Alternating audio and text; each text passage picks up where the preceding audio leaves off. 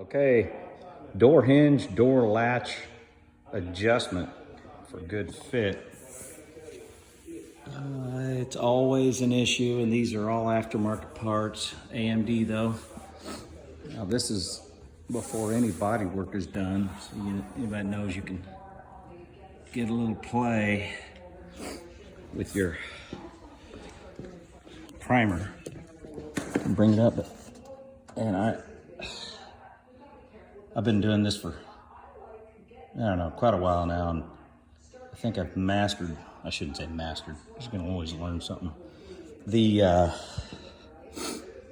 adjustment of these aftermarket doors and quarter panels. And not knowing it can be a real pain in the butt.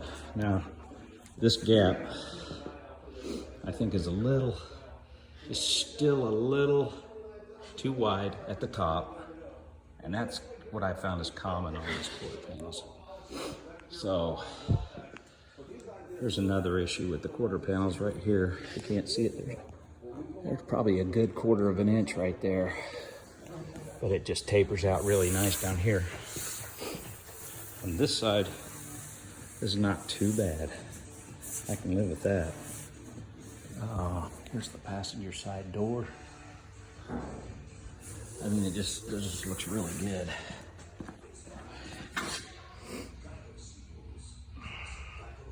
Now, I had these hinges rebuilt by a company, I think they're in North Carolina. They can do it much better than I can. And I've done it all the way up until now. Now, you can't see it, but what you have to do is these aftermarket doors seem to be too far out. To get them in, you got to take the plate out, you got to knock the tab down, move it out of the way or cut it off. I cut these two off. Then you've got to move or cut or edge that edge right there with the burr thing, widen your hole. That'll get you perfect. There's just not enough movement with the factory hole. So this one particularly had to go back. The driver's side had to go out. So here's what I'm looking for. Right in, first time, nice and easy, no door rubbers. But I mean, it's a really good gap. So takes time. What I do is I'll mark these hinges. You can see my marks right there. And I just start working from there. That way I've got a starting point. And you can see a little bit better over here. I've got my marks right there, up here, same down here. Trying to keep it straight. You can see it started a little farther this way. Fine tuning it, brought it back, but that looks good for right now. Ordered the rotisserie.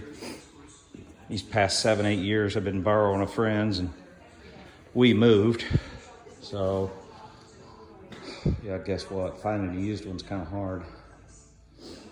But anyway, I'll be here next week. So I've got 5 days to grind my welds, get this thing, just fine tune as much stuff as I can, get it on the rotisserie next week, and start working on the underside. Then once I get that, I can paint the underside and get the wheels on it. So another thing, that hole right there is the culprit for most of the rust on the interior of these Camaros. So that's where the air inlet comes for your vents, right? So it just kind of travels down the top there, vent, cowl vent, goes right in there, and then it just starts coming in right there. So what I do is when I put that thing in there, I get plumber's putty, make sure it's sealed really well. That's why I haven't welded the tulip yet. So when I get it in there, I'll seal it from both sides. It should never